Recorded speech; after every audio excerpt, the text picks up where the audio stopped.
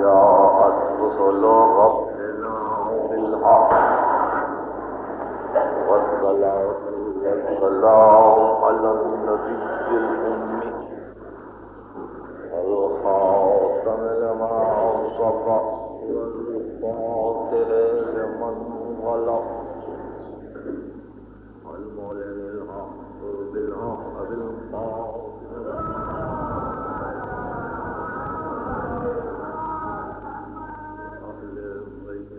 الطيبين الطاهرين المعصومين المظلومين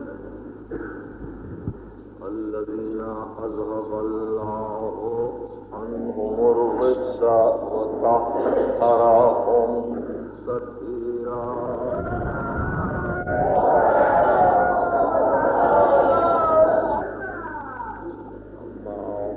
فقد قال الله سبحانه وتعالى في محكم الكتاب الحكيم إذ أخذ الله ميثاق الذين أوتوا الكتاب لتبيننه للناس ولا تكتمونه فنبذوه وراء ظهورهم ليشتروا به ثمنا قليلا فبئس ما يشترون. صلوات.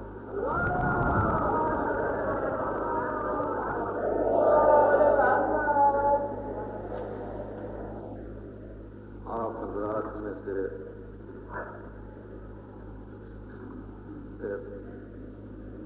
بہت بڑی اکثریت کو اس کا علم ہے کہ ماہ مبارک رمضان میں مسلسل سورہ آل عمران کی تفسیر کو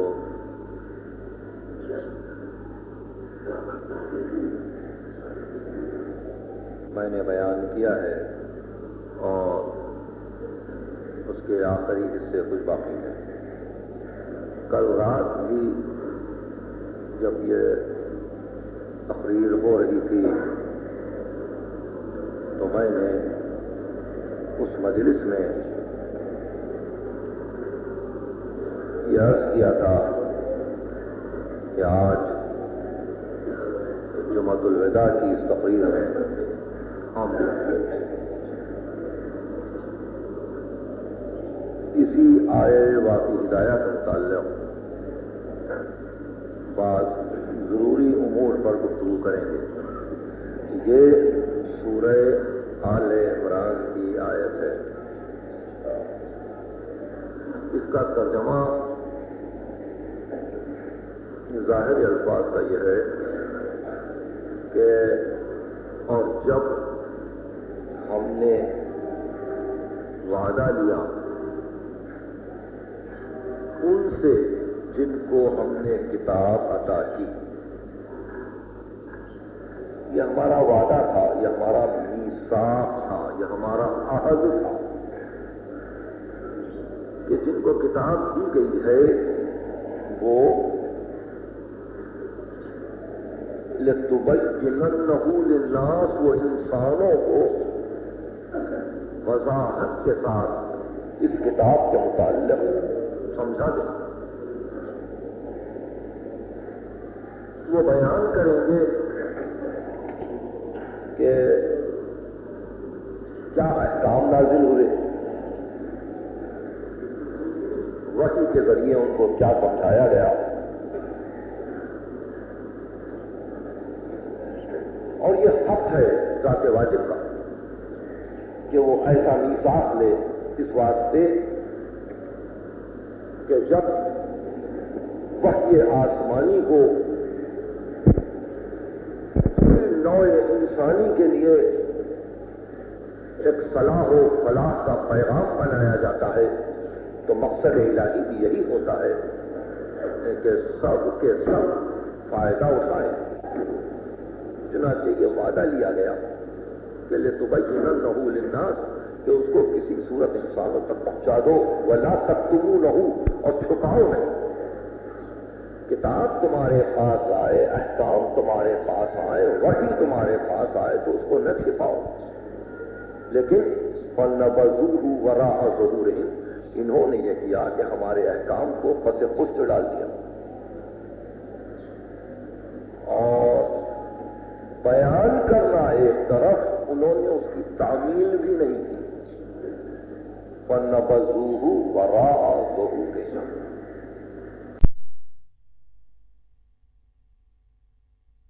وَاشْتَرَوْا بِهِ ثَمَنًا قَلِيلًا، ان کو کسی نہ کسی سمت سے اس عمل کے لیے کچھ دنیاوی دولتیں مل رہی تھیں، ایک مختصر سا ان کو متاع دنیا سے حصہ مل رہا تھا کہ اگر تم اس پیغام حق کو چھپا دو تو یہ تم کو اس دنیا سے ملے گا۔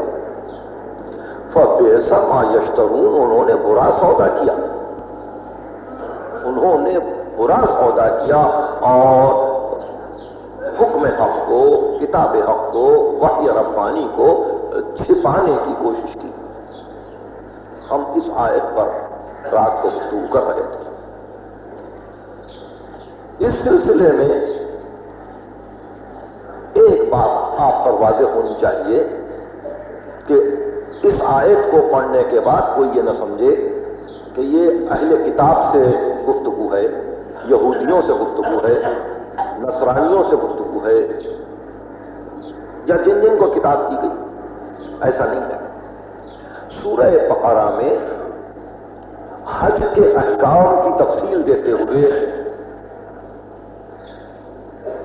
فَمَنِ اعْتَمَرَ فَلَا جُنَاحَ عَلَيْهِ أَن يَطَّوَّفَ بِهِمَا پر تفصیلی گفتگو کرتے ہوئے وہاں بھی یہی ارشاد ہوا، إِنَّ الَّذِينَ يَكْتُمُونَ مَا أَنزَلْنَاهُ مِنَ الْبَيِّنَاتِ وَالْهُدَىٰ، وہ لوگ جو چھپاتے ہیں ہماری نشانیوں کو اور ہماری ہدایتوں کو نزول کے بعد، من بعد ما بیناہ للناس، بعد اس کے کہ ہم نے اس کی تفصیل دے دی ہے انسانیت کے، وہ لوگ جو چھپا رہے ہیں، اولئک یلعنہم اللہ و یلعنہم اللاعنون، یہ وہ لوگ ہیں کہ جن پر اللہ کی لعنت ہے اور لعنت کرنے والوں کی لعنت ہے۔ ہم نے ذرا سا گفتگو کو مسلسل کرنے کی کوشش کی ہے، زیادہ وقت آپ کا اپنی ناسازی مزاج کی وجہ سے میں نہیں لوں گا، لیکن یہ بتلانا چاہتا ہوں کہ یہ سمجھ کر مسلمانوں کا اپنے کندھے کے بوجھ کو پھینک دینا ہٹا کر کہ یہ تو یہودیوں کی گفتگو ہے، یہ نصرانیوں کی گفتگو ہے، یہ اہل کتاب کی گفتگو ہے، نہیں، مسلمانوں کے لیے بھی یہی حکم ہے کہ ہمارے احکامات کے آ جانے کے بعد اگر کسی نے ہمارے حکم کو پس پشت ڈالنے کی کوشش کی تو اس پر اللہ کی لعنت اور لعنت کرنے والوں کی لعنت۔ اولئک یلعنہم اللہ و یلعنہم اللاعنون، یہ سورہ بقرہ کی آیت ہے۔ ارشاد یہ ہوا کہ ہم نے اصرار کیا تھا کہ تم انسانیت تک پہنچا دو، فَنَبَذُوهُ وَرَاءَ ظُهُورِهِمْ، انہوں نے احکام الہی کو پس پشت ڈال دیا۔ اس جملے کا خیال رکھیے، جب مدینے کے دربار خلافت میں سیدہ صلوات اللہ وسلام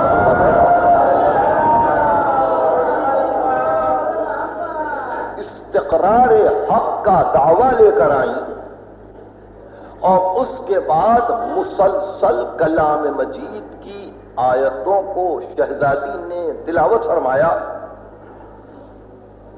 اور جب دربار کے سناٹے کو دیکھا تو معصومہ کی زبان سے یہ جملہ نکلا، افعلی عمد ترکتم کتاب اللہ ونبذتموہ وراء ظہورکم، کیا تم نے اب یہ طے کر لیا ہے کہ عمدن کتاب خدا کو ترک کر دو گے اور اس کو پس پشت ڈال دو گے؟ جاؤ، برا سودا ہے۔ اس آیے وافی ہدایہ کے مفاد کو جس کے متعلق عرض کیا جا رہا تھا کہ مسلمان یہ نہ سمجھیں کہ صرف یہودیوں کی حد تک ہے یا نصرانیوں کی حد تک ہے، نہیں، سیدہ نے اس آیت کا صرف فرمایا ہے اپنے استقرار حق کے خطبے میں، اور یہ فرمایا ہے کہ کیا تم نے اب یہ طے کر لیا کہ کتاب خدا کو پس پشت ڈال دو گے اور عمدن اس کو چھوڑ دو گے؟ تو معصومہ کے اس صرف کے بعد یہ معلوم ہوتا ہے کہ قرآن جن پر نازل ہوا انہوں نے بھی اکثر و بیشتر اس کی کوشش کی کہ بعض احکام حق عوام تک نہ پہنچے، اور اگر معصوم درمیان میں نہ ہو تو معلوم نہیں کتنے راز ہمیشہ کے لیے دفن ہو جائے اور کتنی باتیں ہمیشہ کے لیے چھپی رہے، اور کتنی ایسی وضعی احادیث کے جن کو ملت اپنے مفاد میں استعمال کرنا چاہے قرآن مجید کی آیتوں کی ضد بن کر سامنے آئے اور اسی پر ملت کا عمل ہو۔ یہی وہ اشارہ تھا کہ جس کی طرف شہزادی نے متوجہ کرنے کی کوشش کی اور یہ کہا کہ عمدن کتاب خدا کو پس پشت ڈالا جا رہا ہے اور اس کو چھپانے کی کوشش کی جا رہی ہے، مگر یہ کب کہا؟ جبکہ ساری ان آیتوں کی تلاوت فرما چکی کہ جن آیتوں کی تلاوت سے یہ مفاد ثابت ہو رہا تھا کہ زہرا اپنے مطالبے میں حق بجانب ہے۔ یہ چند جملے اگر تمہید کے طور پر آپ کے ذہن نشین ہو چکے ہوں تو ایک بات اور یہاں قابل غور ہے، اور وہ یہ ہے کہ نبی کا کام یہ ہوتا ہے کہ وہ ابلاغ اور تبلیغ کی منزل پر آئے، پہنچائے، ہر حکم کو پہنچائے، ہر پیغام کو پہنچائے۔ اس کے باوجود اللہ کا یہ کہنا کہ تم نہ چھپاؤ، تو یہ خطاب نبی سے تو ہو نہیں سکتا، یہ خطاب تو انہی سے ہو سکتا ہے کہ جس نسل تک پیغام پہنچا اور اس نسل نے پیغام کو آگے بڑھانے کی کوشش نہیں کی، یا پھر کوئی ایسی صورت اختیار کر لی جس کی بنا پر وہ پیغام ہمیشہ کے لیے وہیں دفن ہو گیا۔ بہت سی ایسی باتیں تاریخ اسلام میں آج بھی پائی جاتی ہیں کہ جہاں تک پہنچنے اور جن واقعات کو سمجھنے کی یا تو عمدن کوشش نہیں کی گئی، یا پھر یہ کہ اگر کوشش بھی ہوئی تو یہ سمجھایا گیا کہ فی الحال اس پر گفتگو مناسب نہیں ہے۔ کتمان حق دین کا سب سے بڑا عیب ہے۔ حق کو چھپانا، جیسا کہ عرض کیا جا رہا تھا، سب سے بڑی برائی ہے۔ یہ اور بات ہے کہ آپ کسی دور میں چپ ہو جائیں، مگر یہ غلط ہے کہ انسان حق کو چھپا کر راستہ بدل دے۔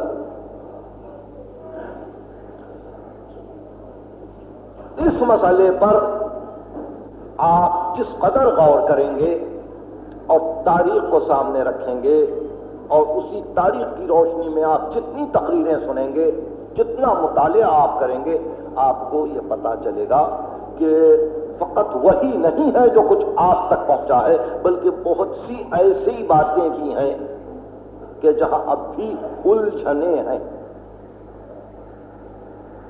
سب سے پہلی چیز کہ جس کو میں اختصار کے ساتھ آج بڑی اہم ضرورت کو محسوس کرتے ہوئے پیش کرنا چاہتا ہوں، وہ یہی ہے کہ اے رسول، آپ کا کام ہے پہنچانا، وما علیک الا البلاغ، کچھ نہیں ہے مگر پہنچاؤ۔ اب وہ پہنچانا جس طرح سے ہو، افہام و تفہیم جس طرح سے ہو، ذہنوں تک پہنچانا، عمل کر کے پہنچانا، سمجھانا، ایک گروہ کو پیدا کرنا، ایک معاشرے کو پیدا کرنا کہ وہ عمل کر کے پیغام کو پہنچائیں۔ ابلاغ و تبلیغ میں جتنی چیزیں ضروری ہیں وہ پیغمبر کے لیے لازم ہے، مگر اس کے ساتھ ساتھ ایک عجیب بات یہ ہے کہ پیغمبر کو ایک اور بھی حکم ہے، اور وہ حکم یہ ہے وہ قاتل فی سبیل اللہ۔ میں سمجھتا ہوں کہ میری تقریر کا اہم حصہ یہاں سے شروع ہو رہا ہے، آپ اس کو سن لیں، اگر تشنگی ہو تو میں آنے والی تقریروں میں پھر سمجھا دوں گا۔ وہ قاتل فی سبیل اللہ، اے رسول تو قتال کر اللہ کی راہ۔ قاتلو نہیں ہے کہ سب مل کے لڑیں گے، وہ قاتل فی سبیل اللہ۔ یہ سورہ نساء کی آیت ہے، قتال کر اللہ کی راہ۔ وَلَا تُكَلَّفْ إِلَّا نَفْسَكَ، اور تکلیف میں اوروں کو مبتلا نہ کر سوائے اپنے نفس کے۔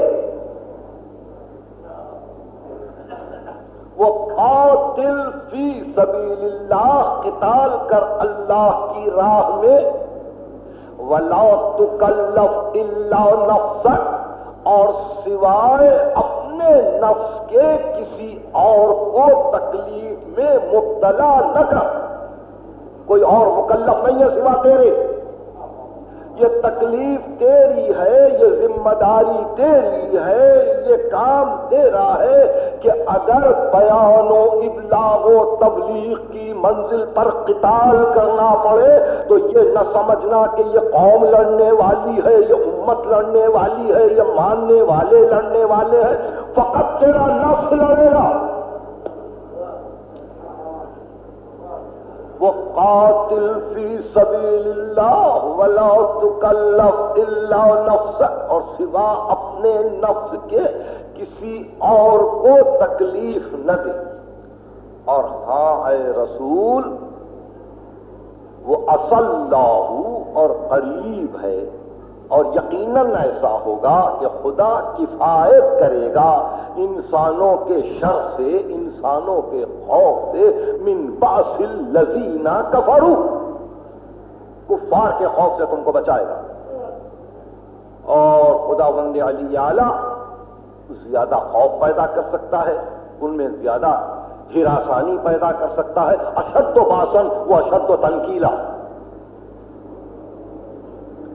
یہ ایک ایسی آیت ہے کلام پاک کی، اور اس قبیل کی جتنی آیتیں ہیں میں اپنے استدلال میں شاید آپ کے سامنے ایک بعد دیگرے حسب فرصت اور حسب موقع پیش کرتے جاؤں گا، مگر آج آپ اس بات کو یاد رکھیں کہ اے رسول، اللہ کی راہ میں قتال کر اور سوا اپنے نفس کو کسی کو تکلیف میں مبتلا نہ کر، اس لیے کہ یہ بڑی ذمہ داری ہے۔ کسی کو قتال میں تو روانہ کرے،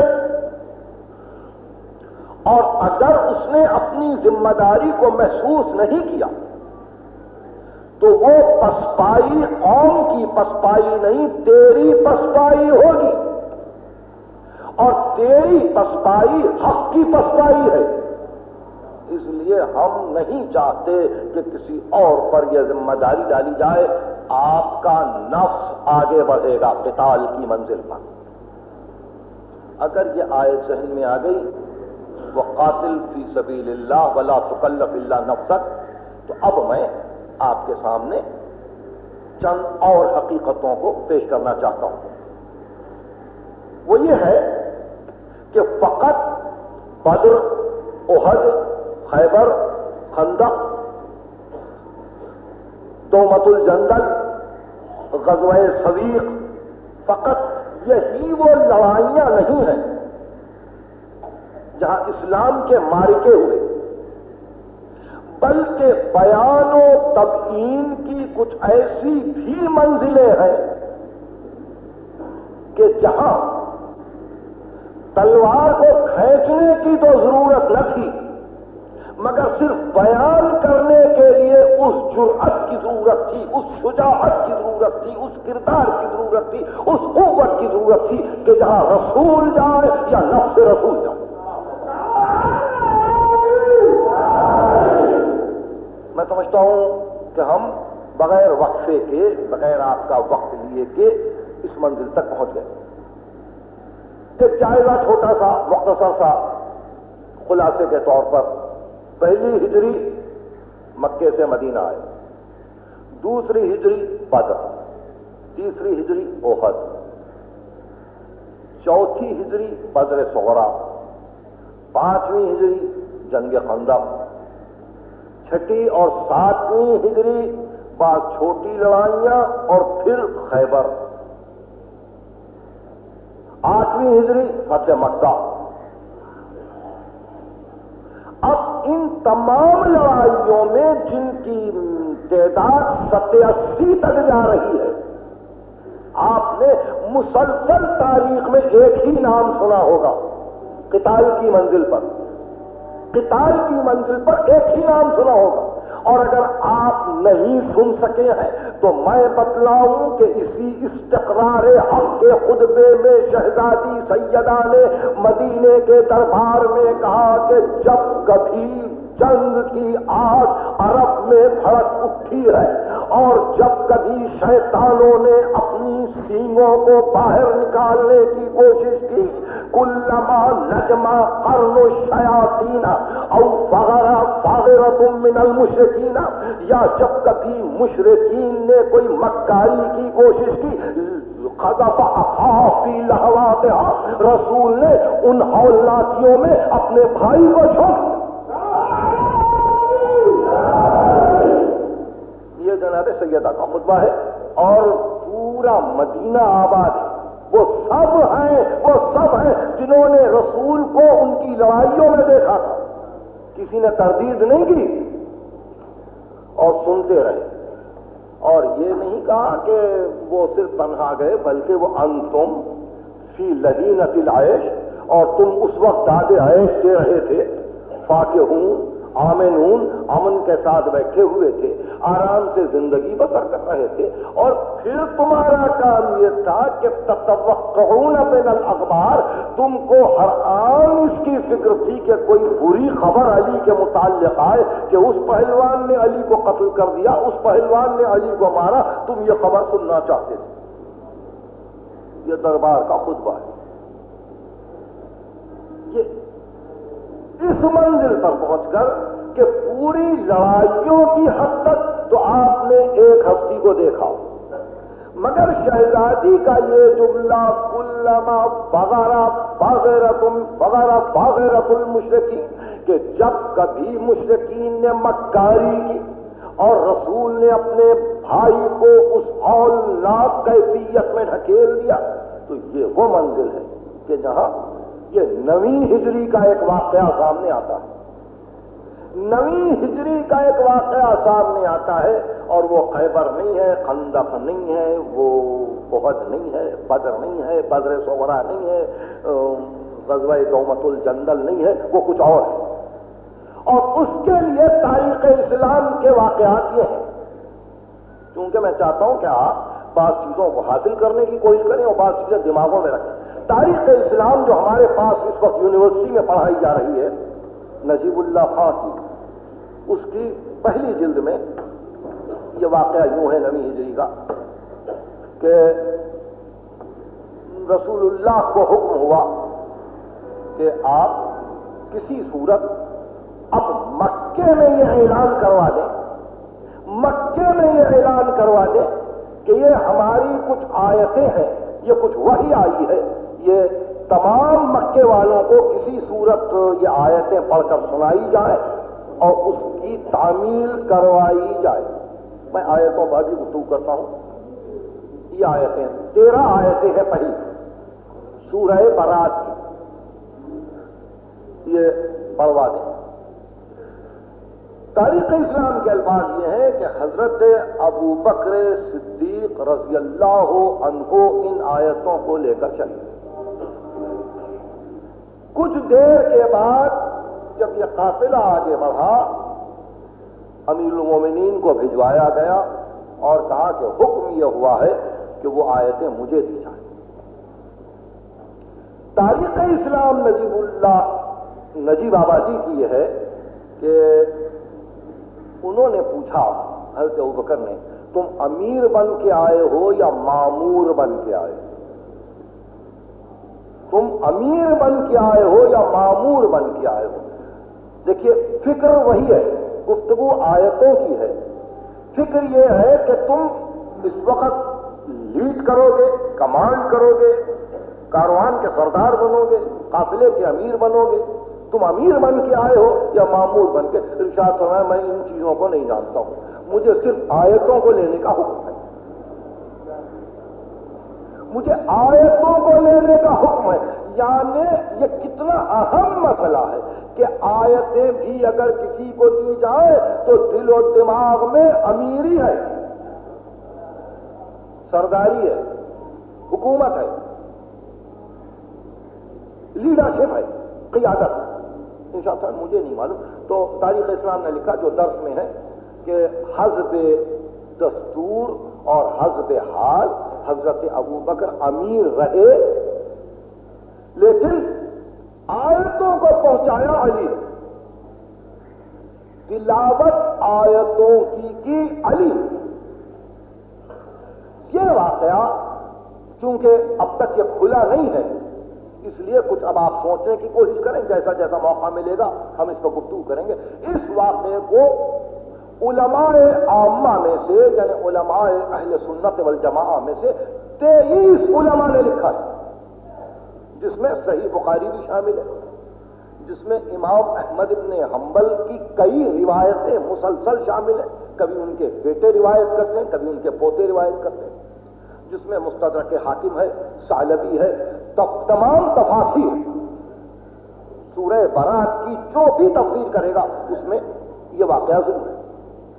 آپ کی اطلاع کے لیے ایک اور بتلاؤں، ہماری نگاہوں میں ہمارے برادران دینی کی حضرات علماء اہل سنت والجماعہ کے ہم پر بڑے بڑے احسان ہیں کہ انہوں نے ہم کو فکر کی گنجائشیں پیدا کر دی، مگر سب سے زیادہ ان میں جن کو ہم نے قابل اعتراض پایا وہ ہمارا احمدی کمنٹیٹر ہے۔ یہ جو احمدی جماعت کے مفسر ہیں نا مولانا محمد علی، جن کا انگریزی ترجمہ ہے تفسیر کے ساتھ، ہم نے ان کو بڑا ہی متاثر پایا، اس لیے کہ اہم ترین مقامات پر وہ تفسیر کرتے ہوئے یہ نہیں لکھنا چاہتے کہ اس سے مراد کیا ہے، جیسے آیہ مباہلہ وہ یہی کریں گے کہ یہ آیت آئی اور رسول اللہ نجران کے نصارہ کے مقابل میں آئے اور بحمدللہ نصارہ نجران کو شکست ہوئی، یعنی وہ یہ نہیں بتلائیں گے ابنا میں کون ہے، نساء میں کون ہے، انفسنا میں کون ہے۔ اسی طرح سے ہر آیت کے متعلق ان کو یہی فکر رہتی ہے کہ کسی صورت وہاں اہل بیت کا نام نہ آئے، سوا اس آیت۔ جب سورہ برات کی تفسیر کا موقع آیا تو یہ احمدی کمنٹیٹر کو بھی باوجود تعصب کے یہ کہنا پڑا کہ سورہ برات کی آیتوں کو لے کر علی گئے۔ دیکھیے بڑی عجیب بات ہے، یہ مجبور ہو گئے تھے کہنے پر، اس کے کئی وجوہات تھے اور بہت علمی وجوہات ہیں یہ، بشرطے کہ آپ یاد رکھیں یہ لڑائی نہیں ہے کہ تلوار کھینچ کے کوئی سامنے آئے اور علی مقابلے پہ نکلے اور اس کو دو کر کے واپس آئے، نہیں، یہ کچھ اور جھگڑا ہے،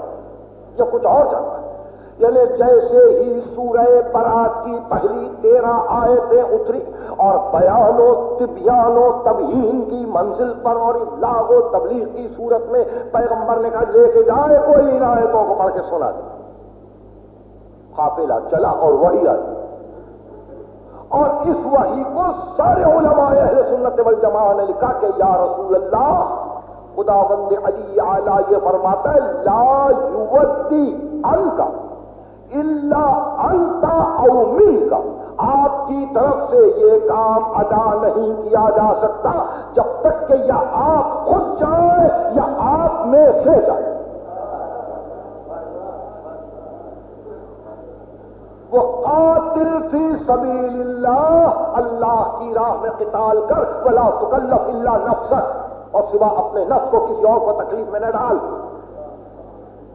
اب یہ قتال کی صورت دیکھیے، بظاہر جنگ نہیں ہے، مگر تم جاؤ اور جا کے وہ آیتوں کو لے لو، راستے میں ملے اور کہا آیتیں دے دیجیے، تو ظاہر ہے جھگڑے کی تو کوئی صورت نہیں تھی، اس واسطے کہ آیتوں میں کوئی دولت دنیا تو نہیں تھی، مگر صرف اتنا پوچھ کر کہ امیر تو بن کر نہیں آئے ہو، انہوں نے کہا مجھے امارت سے کیا تعلق ہے، مجھے وحی کی تعمیل ہے، وہ آیتیں دے دیجیے۔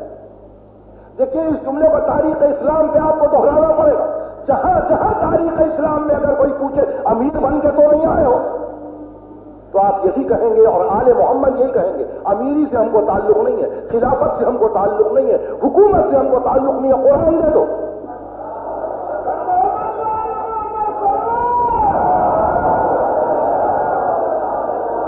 یہ قرآن پر جو عمل ہو رہا ہے اس کی ذمہ داری ہم پر ہے، اس کام کی طرف نہ جاؤ، امیری کی باتیں نہ کرو، تو یہ تاریخ کے حوالے کر دو، اس امیری کو تاریخ کے حوالے کر دو۔ انہوں نے بھی یہی پوچھا کہ امیر بن کے تو نہیں آئے ہو، تو شاہ سمے نہیں، مجھے کوئی تعلق نہیں، مجھے آیتیں چاہیے۔ اب وہ آیتیں کیا ہے؟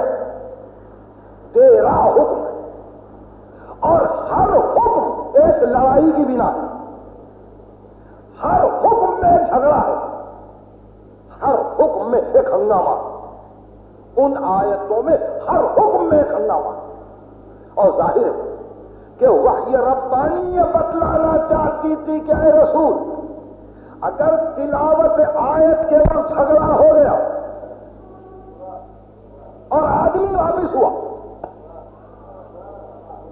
تو قیامت تک پھر یہ مکہ سنبھل نہیں سکے گا،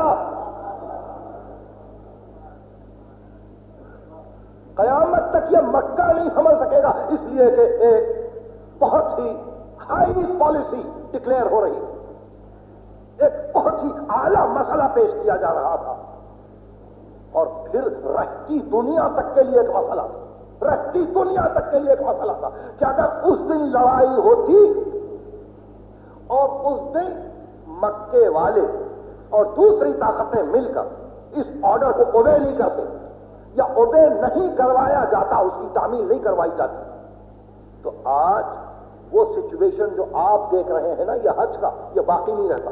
اتنی بڑی پالیسی کے ساتھ اس ابلاغ و تبلیغ و بیان و تبیین کو انجام دینا تھا، پہلا حکم یہ تھا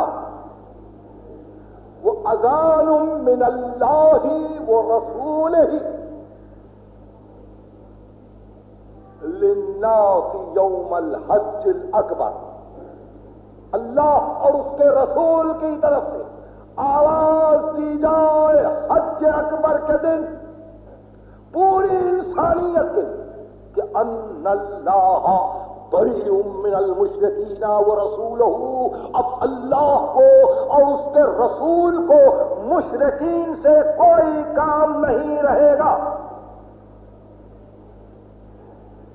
یہ آیت کو پڑھنا ہے اور بیان کیا کرنا ہے؟ بیان یہ کرنا ہے کہ آج کی اس تلاوت کے بعد سے کوئی مشرک خانہ کعبہ کے اطراف نہیں پایا جائے گا۔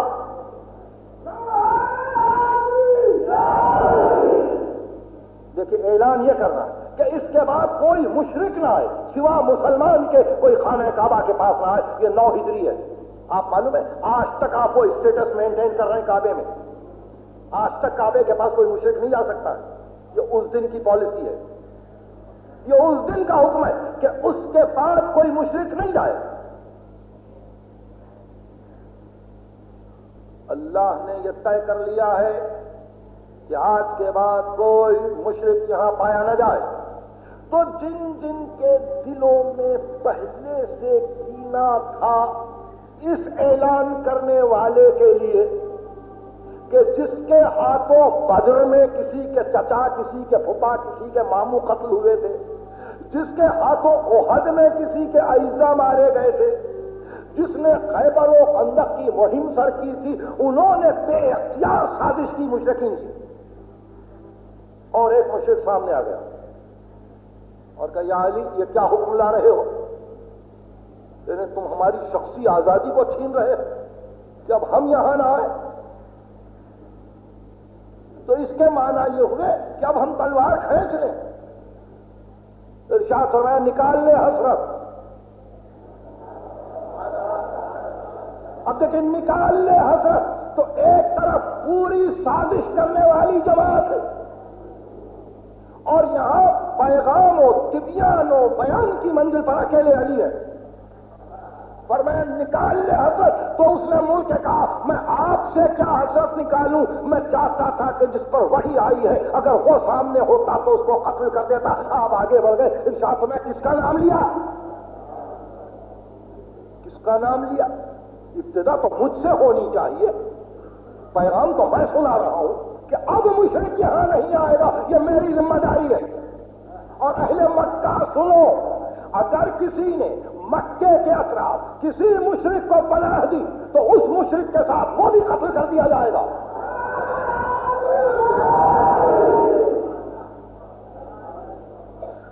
آپ کو معلوم ہے یہ خیبر نہیں ہے، یہ خندق نہیں ہے، یہ ایک آدمی سے لڑائی نہیں ہے، یہ پورے مشرکین سے اعلان جنگ ہوا ہے سورہ برات میں.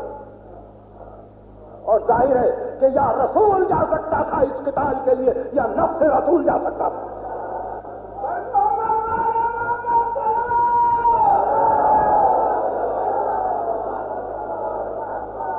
کاش آپ اور میرے سننے والے اس واقعے کو یاد رکھیں.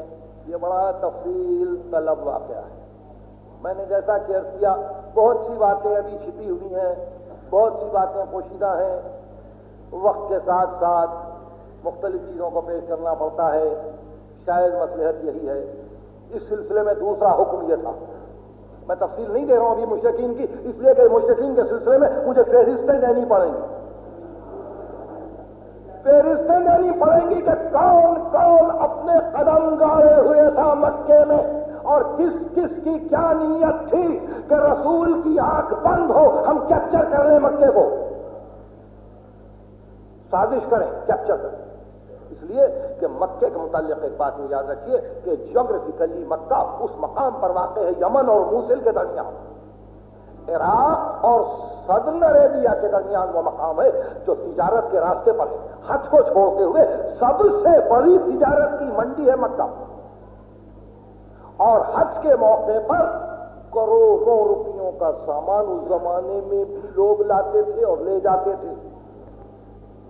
تو معاشی اعتبار سے دولت مندان عرب، یہودی، نصرانی اور مشرک مکے کو نہیں چھوڑنا چاہتے. اگرچہ خیبر میں شکست ہو چکی تھی یہودیوں کو، اگرچہ خندق میں یہ پٹ چکے تھے، مگر یہ جان رہے تھے کہ یہ رسول کی آنکھ بند ہونے تک ہے. ہم تو ہیں مکے میں، مگر رسول کی دوربین نگاہ جان رہی تھی کہ جب تک میں ان کو مکے سے نکال کے باہر نہیں کروں گا اس وقت تک مکہ میرا نہ ہو سکے گا اور اللہ کا گھر قائم نہ رہ سکے گا. ارشاد میں جا کے کہہ دو علی ہٹ جائے مکے سے، مشرکین ہٹ جائیں. پہلا حکم مشرکین نہ آئے. دوسرا حکم یہ کہ کوئی ننگا کپڑے اتار کے مکے کا طواف نہ کرے. بظاہر بہت معمولی سا حکم ہے، مگر اس وقت سے لے کر آج تک بھی بہت سے ننگے ایسے ہیں کہ جن کے دل کو نہ فقط دکھ پہنچا ہے بلکہ تاریخ دنیا ہو کر جنہوں نے برہنگی کو اپنا پیشہ بنا رکھا تھا آگ لگ گئی، آگ لگ گئی. اور انہوں نے کہا کہ ہم تو ترک دنیا میں اس لباس کو چھوڑ کے آئے تھے. علی نے کہا ہم اس ترک دنیا کو مانتے نہیں ہیں. کچھ آپ سمجھ رہے ہیں؟ یعنی آج بھی اگر بندر روڈ پہ آپ نے کسی ننگے کو پایا اور یہ بھی دیکھا کہ کوئی جھک جھک کے سلام کر رہا ہے تو یہ سمجھ لیجیے یہیں کی حد تک ہے، مکے میں نہیں جا سکتا.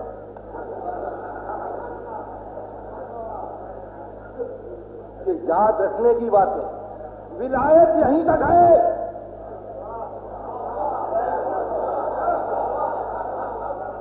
یہ جذب یہیں تک ہے، وہاں قانون حق کی پابندی کرنی پڑتی ہے کہ شاہ و گدا جو لباس پہنے وہ بھی پہنے، اگرچہ ولی ہو جائے،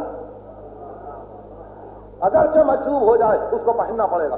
یاد فرمایا کوئی عریان، کوئی ننگا، کوئی برہنہ مکے کا طواف عالم برہنگی میں نہ کرے، وہاں بہت سے اب وہ بگڑ گئے۔ یا علی کیا کہہ رہے ہیں؟ یا تو میں حکم ہے، حکم ہے ہٹ جاؤ، نکل جاؤ۔ دیکھیے رہبانیت اسلام میں داخل ہو رہی تھی، رہبانیت اسلام میں داخل ہو رہی تھی، اور اسلام کے لا اینڈ آرڈر کو مجذوب ماننا نہیں چاہتے تھے، ولایت کا فریب دے کر کہا ہٹ جاؤ، ہٹ جاؤ۔ اب ایک علی فرمان پہ فرمان دے رہا ہے، مشرکین ہٹ جائیں۔ اچھا یہ وہ منزل رسول ساتھ نہیں ہے، یعنی اختیار رسالت کو لے کے کام کر رہا ہے۔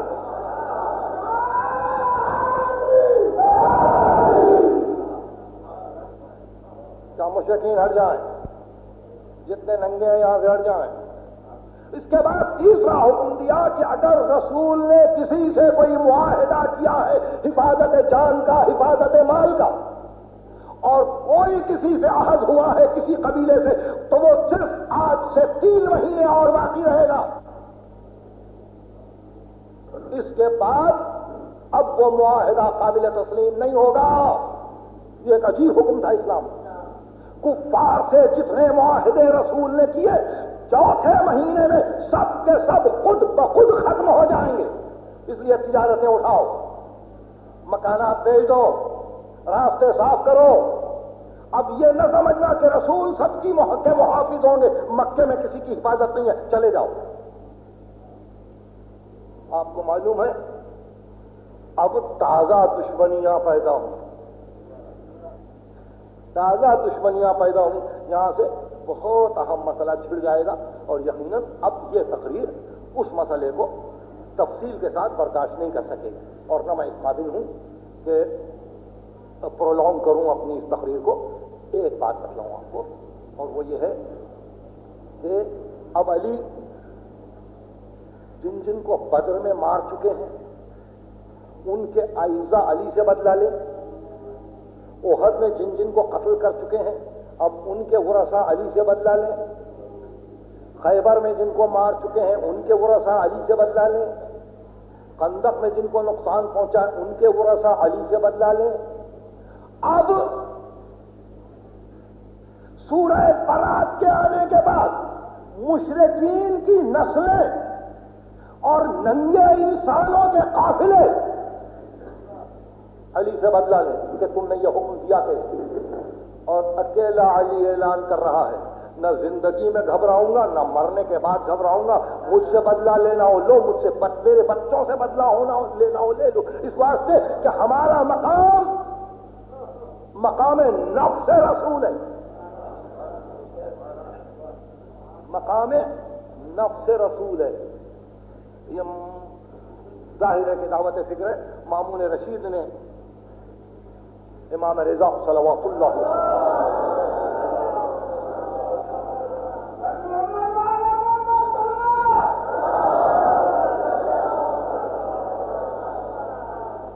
اپنے رسول اللہ آپ کو ابنانا پہ ناز ہے، سوآئے مباہلہ میں آپ کو ابنانا پہ ناز ہے، تو شاہ سمجھا نہیں کہا کہ اگر قرآن میں اپنا آنا نہ ہو تو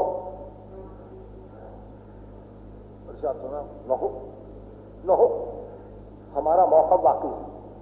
عرض کیا تو شاید نساء آنا کی وجہ سے ہے کہ بیٹی آئی ہے اور بیٹی کی اولاد ہے یہاں، تو کہا نساء آنا بھی نہ ہو، فرزند رسول نہ اپنا آنا ہو نہ نساء آنا ہو، پھر بھی آپ کا موقع باقی رہے گا۔ فرمایا فقط علی نفس رسول نہیں ہے، ہم سب نفس رسول۔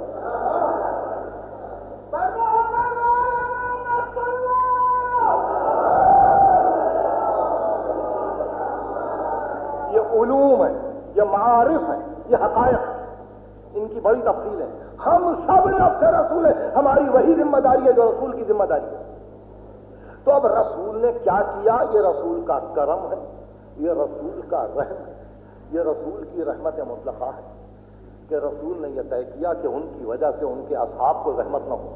رسول اپنے اصحاب کا بڑا خیال کرتے تھے، رسول اپنے اصحاب کا بڑا احترام کرتے تھے. رسول نے یہ نہیں چاہا کہ رسول کے مرنے کے بعد کوئی ان کا صحابی یہ کہے کہ رسول کی وجہ سے آج میرے، رسول کی ذمہ داری ہے. تو اب رسول نے کیا کیا؟ یہ رسول کا کرم ہے، یہ رسول کا رحم ہے، یہ رسول کی رحمت مطلقہ ہے کہ رسول نے یہ طے کیا کہ ان کی وجہ سے ان کے اصحاب کو رحمت نہ ہو. رسول اپنے اصحاب کا بڑا خیال کرتے تھے، رسول اپنے اصحاب کا بڑا احترام کرتے تھے. رسول نے یہ نہیں چاہا کہ رسول کے مرنے کے بعد کوئی ان کا صحابی یہ کہے کہ رسول کی وجہ سے آج میرے بچوں سے بدلہ لیا جا رہا ہے. رسول نے یہ چاہا کہ ان کے مرنے کے بعد کوئی صحابی یہ نہ کہے کہ ہم نے رسول کے ساتھ یہ کام کیا تھا، آج ہماری اولاد اس کو بھگت رہی ہے. رسول بڑے کرم والے تھے اپنے اصحاب کے لیے. انہوں نے پسند نہیں کیا کہ ان کے اصحاب میں سے کوئی کبھی تاریخ کی کسی منزل پر جا کے یہ کہتے کہ رسول کا ساتھ دیا تھا اس لیے ہمارے بچوں سے بدلہ لیا گیا. باتیں سمجھ میں آ رہی ہیں؟ کسی نے کہا حضرت ابوبکر کی اولاد سے کسی نے بدلہ لیا، یا کسی اور خلیفہ کی اولاد سے کسی نے بدلہ لیا، خلفائے راشدین میں سے نہیں. یہ بڑے محترم اصحاب تھے. رسول نے یہ نہیں چاہا کہ ان کی وجہ سے کسی کو تکلیف ہو. قاتل فی سبیل اللہ ولا تکلف الا نفسک. رسول اپنے نفس کے سوا کسی کو تکلیف نہ دینا، اس لیے کہ تکلیف آج کی نہیں ہے، قیامت تک یہ جھگڑا جائے گا. تیری اولاد سے بدلہ لیا جائے گا، تیری اولاد کی اولاد سے بدلہ لیا جائے گا، تیری نسلوں سے بدلہ لیا جائے گا. کوئی اور فیملی اس کو برداشت نہیں کر سکے گی. یہ رسول یہ فقط محمد کا گھرانہ ہے کہ قیامت تک برداشت کیا جائے گا. تم لے لو بدلہ لے لو، ہم دیں گے. یاد رکھیں گے آپ ان باتوں کو. کوئی اور آگے نہیں بڑھ سکتا. مشرکین مکہ علی کے دشمن ہو گئے کہ آپ نے نکلوا دیا. ہم مشرکین مکہ علی کے دشمن ہو گئے، آپ نے نکلوا دیا. وہاں حکم ہے کہ خبردار بیان کو نہ چھپاؤ، اور یہاں یہ طے کہ نہیں ہم وہی کریں گے جو حکم رسول ہو، مرضی رسول ہو. رسول خود نہیں آئے، علی کو بھیج. امیریت و ماموریت کی بحث نہیں ہے، پیغام کی بحث. علماء نے لکھا تلواریں کھچ کھچ کے روکی مکے میں کہ آپ نے یہ حکم کیوں دیا. اور علی اس بات میں اصرار کر رہے تھے کہ دیکھو لڑنا ہے ابھی لڑ، مگر اس کے بعد آرڈر جب کیری آؤٹ ہوں گے اور جب ہم حکم کی تعمیل کروائیں گے تو یہاں تو مشرک نہیں رہے گا. کتنی بڑی بات ہے. کوئی اندازہ کر رہے ہیں آپ؟ گھروں کو چھوڑوا دینا، محلوں کو خالی کروا دینا، تعلقات کو مسلمانوں سے ختم کروا دینا، طواف میں روک دینا، اس سمت پر آنے نہ دینا، باؤنڈریز کا قائم کر دینا مکے کی کہ اس میں مشرک نہ آئے. یہ اسد اللہ الغالب کا کارنامہ.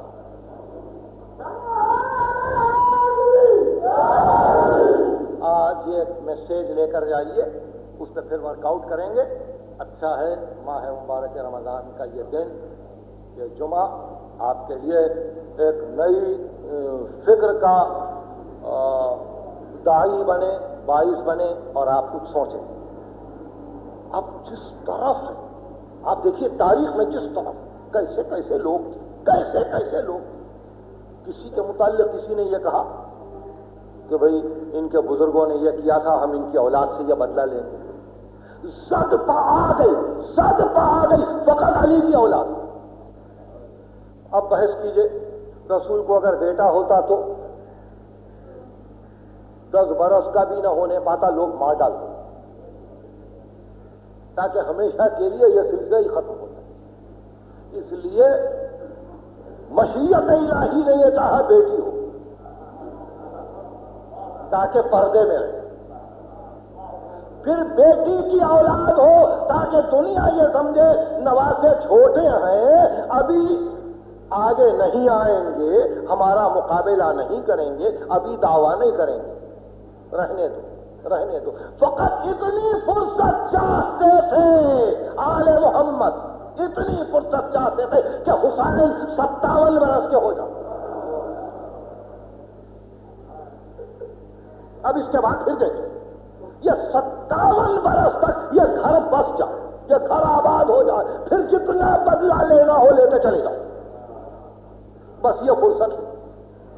بیٹی کی اولاد نے یہ فرصت لی کہ زمانے کی نگاہوں سے 57 سال اوجھل رہے, اور اس کے بعد درمیان میں صلح حدیبیہ کی طرح صلح حسن آئے. مقصد صرف اتنا کہ ابھی رکو, بچے جوان ہو جائیں, جو بچے پیدا نہیں ہوئے ہیں وہ بھی آ جائیں, جوان کچھ بوڑھے ہو جائیں, تاکہ ہر صنف انسانیت کی نمائندگی ہو, اور پھر ہم کربلا کو تیار کر لیں. جب کربلا تیار ہو گئی تو اس وقت مخالف جماعت نے اعلان کیا کہ ہم بدلہ لے رہے ہیں. ان کے ساتھ ساتھ مشرک بھی تھے, ان کے ساتھ ساتھ مجھے معاف کریں گے سننے والے, بہت سے ایسے مجذوب, بہت سے ایسے خدا پرست تھے جو تاریخ دنیا ہو گئے تھے, جنہوں نے امیر المومنین کا زمانہ دیکھا تھا مگر انہوں نے کربلا میں حسین کا ساتھ نہیں دیا تھا. واہ, یہی تو وقت ہے بدلہ لینے کا, ہم کیسے ساتھ دیتے. اور حسین چاہتے بھی نہیں تھے کہ جمعیت کھچ کے حسین کا ساتھ دے, اس لیے کہ پھر حق ابھر نہ سکے گا. فرزند رسول نے بھی یہ طے کیا کہ اب اقلیت ہی رہے, اور چلو یہ قربانی دے دیں. گفتگو ختم ہوئی مگر اسی شرط کے ساتھ, ولا تکلف الا نفسک کے جملے کو ہمیشہ یاد رکھیں. جب کبھی وقت آئے گا اس پر تفصیلی گفتگو ہوگی, اور پھر یہ جو تاریخ کے دھارے پر ایک خاص قبیلہ زد پر آیا, اس کے علاوہ بھی کوئی اور قبیلہ آپ کے ذہن میں کہ اس کو نقصان پہنچ رہا ہو؟ کوئی قبیلہ آپ یقین کر لیں گے کہ کوئی قبیلے کے اعتبار سے, تعلقات کے اعتبار سے, نسب کے کوئی زد پر نہیں. کتابیں لکھی جائیں گی تو انہی کے خلاف, بولا جائے گا تو انہی کے خلاف, لکھا جائے گا تو انہی کے خلاف, اور پھر اگر ظلم پہنچانے کی کوئی صورت پیدا ہوگی تو انہی کے خلاف. اور ان کی زبان پہ کبھی یہ جملے نہیں آتے کہ اب بس کرو, اب ہم تھک گئے. نہیں, اب جب تک ہے یہ سلسلہ ہے. بھئی چھوٹے بچوں کے لیے تو زیادہ آسان تھا یہ کہہ دینا کہ ہمارے باپ نے کیا, ہمارے چچا نے کیا, ہماری کیا غلطی ہے, ہم معافی چاہ لیتے ہیں. مگر 1 سال قید رہے مسلم کے بچے, 1 سال قید رہے. رمضان کی عید بھی قید میں گزر. ماں باپ کو کتنا خیال ہوتا ہے اس بات کا کہ عید آئے تو ہمارے بچے اچھے کپڑے پہنے, ہمارے بچوں کو غذا اچھی ملے, ہمارے بچوں کے لیے پوشاک کا انتظام ہو. کتنا دل چاہتا ہے ماں باپ کا کہ ہمارے بچوں میں ایک خوشی کی لہر دوڑے, عید آئی ہے. ارے کتنا بدلہ لیا جائے گا آل محمد سے کہ سال پورا گزر گیا, عیدیں پوری گزر گئی, نہ ماں نزدیک ہے نہ کوئی عزیز نزدیک ہے.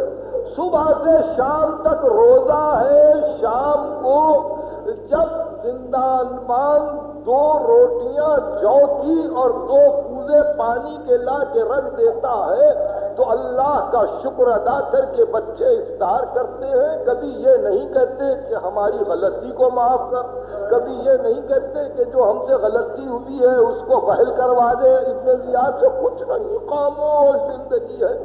دلوں پہ کیا گزرتی ہوگی ان ننھی جانوں کے کہ 7 اور 8 برس کا سن ہے بچوں کا, مگر کوئی شکایت نہیں, کوئی بد دعا نہیں. صرف اتنا جملہ اور یاد رکھیے کہ ایک دن شاید یہ سمجھ کے کہ اب وعدے کو پورا ہو جانا چاہیے، کسی موقع پر چھوٹے نے بڑے سے کہا کہ کیا یہ مناسب نہیں ہے کہ ہم صرف یہ بتلا دیں کہ ہم کون ہیں، شاید اس کو نہیں معلوم ہے، اس لیے کہ جب تک ہم اپنی غذا کو کھاتے ہیں یہ در زندہ پر بیٹھ کے تسبیح و تقدیس میں مصروف رہتا ہے، کچھ اللہ کا ذکر کرتا ہے، شاید اس کا دل نرم ہو۔ اب جو روٹیاں آئیں شام کو، جو اس نے کوزہ آب رکھا تو ایک بچے نے عجیب حسرت سے اس کے ہاتھ کو پکڑ لیا، اس نے دیکھا پہلا مرتبہ ہے سال بھر میں کہ بچے نے میرے ہاتھ کو تھاما، بڑی محبت سے پوچھا کچھ کہنا ہے؟ تو بچے نے کہا عائشہ ہم کو اجازت ہے کہ ہم تجھ سے کچھ باتیں کریں؟ عرض کیا بتلائیے کیا پوچھنا ہے؟ کہا عائشہ کیا تو محمد مصطفیٰ کو جانتا ہے؟ کہا کیوں نہیں، وہ اللہ کے رسول ہیں، میرے سرور و سردار ہیں۔ بچوں نے کہا عائشہ کیا تو علی ابن ابی طالب سے واقف ہے؟ کہا کیوں نہیں، میرے سرور و سردار ہیں۔ ارشاد فرمایا کیا شاید بس یہی پوچھنا چاہتے تھے اور کچھ نہیں۔ اس نے ایک مرتبہ آنکھوں میں آنکھیں ڈال دی اور کہا تم نے یہ دونوں سوال کیوں کیے، تم کو اس گھرانے سے کیا تعلق ہے؟ کہا عائشہ ہم مسلم کے بچے ہیں، عقیل کے پوتے۔